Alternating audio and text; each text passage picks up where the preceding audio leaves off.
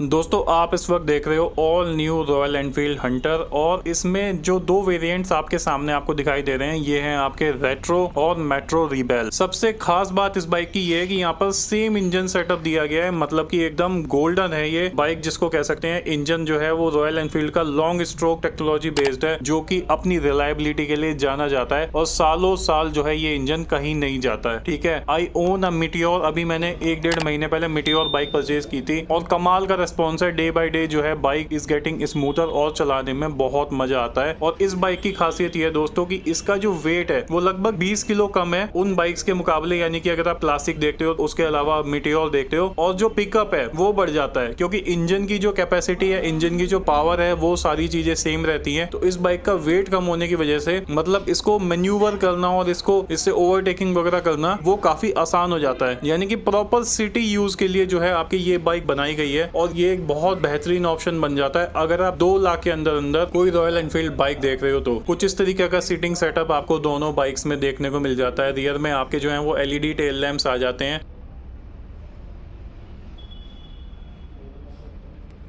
और यहाँ पर आपकी हंटर की बैजिंग आ जाती है। यहाँ पर बहुत ही ब्यूटीफुली रॉयल एनफील्ड लिखा गया है। ये आपका रिबेल वाला वेरिएंट है। ये आपका 349 सीसी वाला इंजन आ जाता है। स्पेक्स की बात मैं अभी थोड़ी देर में करूंगा, दोनों के डिफरेंसेस भी बताऊंगा। यहाँ पर आपका गियर का जो नॉब है वो एक ही साइड में दिया गया है और यहाँ पर आपका ब्रेक का जो नॉब है वो रॉ कुछ इस तरीके का आपको देखने को मिल जाता है। इंस्ट्रूमेंट क्लस्टर जो है बाइक का वो कुछ इस तरीके का दिखता है। एक बार मैं की ऑन करके आपको दिखा देता हूँ। तो यहाँ पर कुछ इस तरीके का आपको वही सारा इन्फॉर्मेशन जो कि आपको मीटियोर वगैरह में देखने को मिलता है, वही सारी इन्फॉर्मेशन, यानी कि आपको ओडो की इन्फॉर्मेशन, आपके किलोमीटर्स वगैरह की सारी विद वार्निंग सिंबल्स आपको देखने को मिल जाती है। तो बाइक कुछ दोस्तों इस तरीके की लगती है। This is a very practical bike क्योंकि अगर किसी का सिटी यूसेज ज्यादा है तो उनको कहीं ना कहीं होता था कि मीटियोर वगैरह को निकालने वगैरह में थोड़ा बाइक जो है वो extra large, extra heavy feel होती है। तो ये बाइक एकदम से परफेक्ट बैठती है। साइलेंसर साइज भी जो है वो इसका थोड़ा छोटा दिया गया है। तो मतलब ओवरऑल ये बाइक एक बहुत ही बढ़िया पैकेज होने वाली है और ये काफी जो है वो फ्लेक्सिबिलिटी प्रोवाइड करने वाली है जो भी लोग इसको खरीदना चाहते हैं। तो और यहाँ पर आप देख सकते हो कि सारी गार्ड दिया गया है एज पर गवर्नमेंट गाइडलाइंस। और इसके बाद में बात कर लेते हैं दोस्तों बाइक के कुछ स्पेसिफिकेशंस के बारे में और हमको मेट्रो और रेट्रो में क्या डिफरेंसेस देखने को मिलते हैं ये मैं एक-एक करके आपको डिटेल कर देता हूँ। बेसिकली इसमें 3 वेरिएंट जो है वो कंपनी ने लॉन्च किए हैं, जिसमें कि आपका रेट्रो आ जाता है जो कि आपका 1.82 लाख ऑन रोड प्राइस है न्यू दिल्ली में। मेट्रो आ जाता है जिसका ऑन रोड प्राइस 1.97 लाख है और मेट्रो रिबेल आ जाता है जिसका कि ऑन रोड प्राइस जो है वो 2 लाख है। तो बेसिकली कुछ इस तरीके के दोनों वेरिएंट लगते हैं। दोनों में कुछ डिफरेंसेस हैं और जो डिफरेंसेस हैं वो ज्यादातर बेसिकली आपके रेट्रो में और फिर दोनों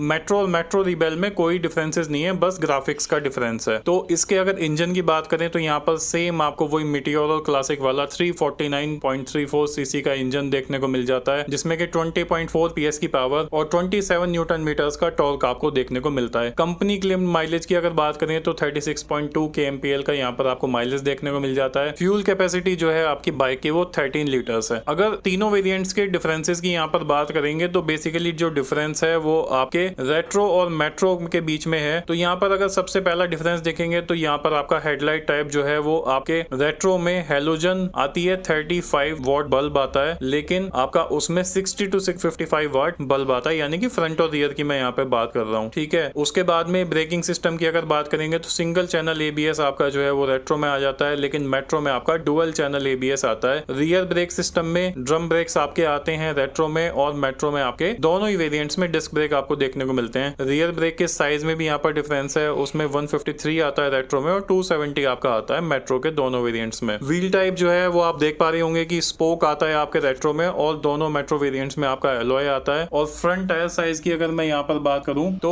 100/80 17 इंचेस का टायर आपको रेट्रो में देखने को मिलता है, जबकि 100/70 17 इंच का टायर आपको मेट्रो वेरिएंट्स में देखने को मिलता है। और रियर टायर साइज की अगर बात करूं तो 120/80 17 का टायर आपको रेट्रो में देखने को मिलता है और 140/70 17 का टायर आपको मेट्रो वेरिएंट्स में देखने को मिलता है। टायर टाइप जो है वो रेट्रो में आपका ट्यूब दिया गया है, लेकिन ट्यूबलेस आपको देखने को मिलता है आपके मेट्रो वेरिएंट्स में। रियर टायर प्रेशर की अगर बात करें तो यहाँ पर डिफरेंस है, 33 PSI जो है वो रिकमेंड किया गया है रेट्रो के लिए, लेकिन मेट्रो के लिए वो रिकमेंड रिकमेंड किया गया है 36। इसके साथ साथ यहाँ पर आपको अगर वेट की बात करें तो दोनों वेरिएंट्स में वेट का भी डिफरेंस है। 177 जो आपका कर्व वेट है वो आपको देखने को मिलता है रेट्रो में, और मेट्रो वेरिएंट्स में जो आपका कर्व वेट आ जाता है वो आ जाता है 181 kgs।